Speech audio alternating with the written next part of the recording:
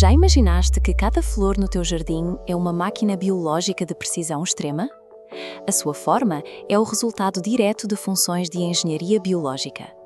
O estudo técnico desta estrutura física é a organografia vegetal, a disciplina que analisa a morfologia externa das plantas para compreender a sua função biológica. A botânica examina como estes organismos operam como sistemas de conversão de energia e gestão de fluidos, adaptando a sua forma para sobreviver em ambientes em constante mudança. A morfologia externa de uma planta funciona como um registro físico das condições que a espécie enfrentou.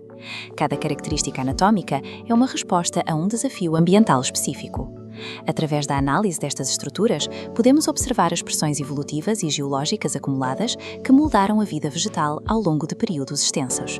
E estamos a analisar os resultados físicos da evolução, mapeando como estas arquiteturas biológicas permitem que as plantas mantenham a estabilidade da atmosfera terrestre.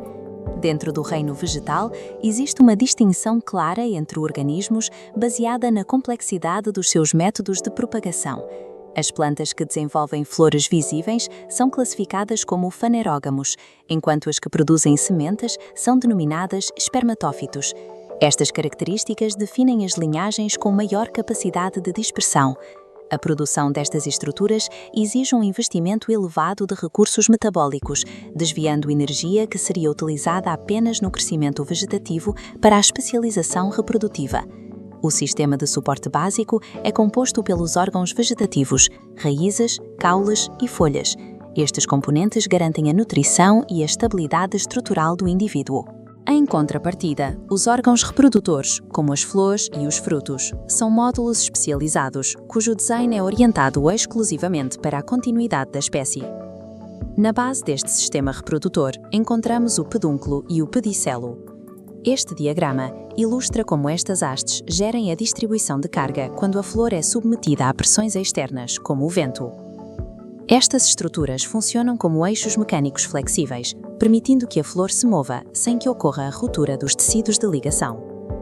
Além do suporte físico, o pedicelo atua como um canal vascular que transporta nutrientes e água diretamente para os tecidos florais em desenvolvimento. Para que a reprodução seja viável, a planta tem de estabelecer primeiro um suporte físico capaz de resistir a danos mecânicos. Acima das hastes de suporte, a organização das peças florais no receptáculo segue padrões espaciais definidos. Numa flor cíclica, as peças florais estão organizadas em círculos concêntricos, permitindo uma distribuição densa dos componentes. Esta geometria circular direciona o fluxo de ar, aumentando as probabilidades de partículas de pólen em suspensão serem capturadas pela estrutura central. A configuração das pétalas e sépalas em camadas circulares minimiza a resistência ao vento e protege o acesso ao centro da flor. Esta organização espacial evita a sobreposição desnecessária de tecidos, garantindo que cada componente floral tenha exposição suficiente para cumprir a sua função, sem desperdício de biomassa. O receptáculo serve como o ponto de ancoragem físico onde estas peças se unem, suportando a tensão mecânica de todo o conjunto floral. Essa disposição geométrica assegura que os polinizadores sejam guiados fisicamente para o centro reprodutivo da planta, otimizando a transferência de material genético. Nas camadas exteriores, a flor desenvolve uma interface entre os seus órgãos internos e o meio ambiente. Quando a flor apresenta tanto o cálice como a corola, é classificada tecnicamente como diclamídia ou diperientada. O cálice, composto pelas sépalas, atua como uma barreira física inicial, protegendo o botão floral em desenvolvimento contra a desidratação e ataques de pequenos herbívoros. A corola utiliza a pigmentação e padrões visuais para sinalizar a localização dos recursos de néctar e pólen aos agentes polinizadores.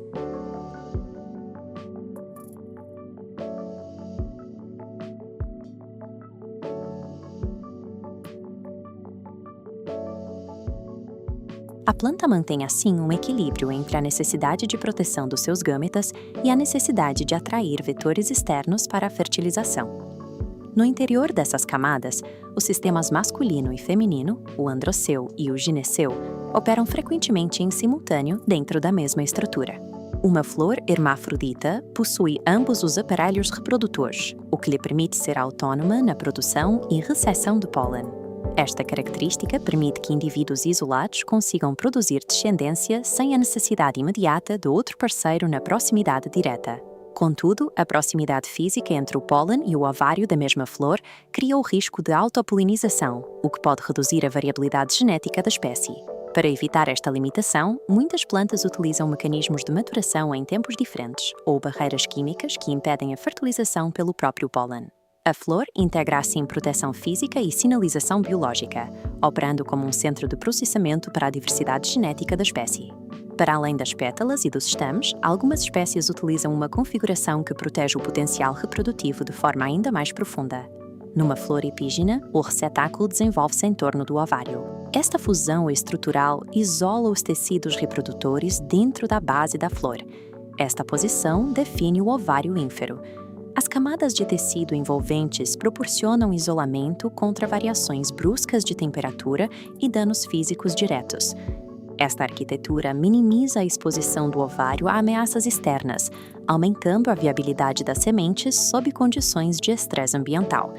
Ao posicionar o ovário abaixo das outras peças florais, a planta protege o seu investimento genético contra a predação e condições atmosféricas adversas, que poderiam destruir as partes mais expostas. Enquanto as pétalas e sépalas podem ser danificadas ou cair, o ovário permanece protegido dentro desta base reforçada. Cada detalhe da planta, desde o suporte mecânico até a geometria das pétalas, converte para o sucesso desta câmara interna onde a vida se renova. A anatomia da planta revela-se como um ciclo funcional de manutenção e expansão, moldado por necessidades biológicas contínuas. As adaptações que observamos hoje são o resultado de processos evolutivos que garantem a continuidade da vida vegetal no ambiente que nos rodeia agora. As plantas são projetos arquitetônicos integrados. Os blueprints formaram-se no passado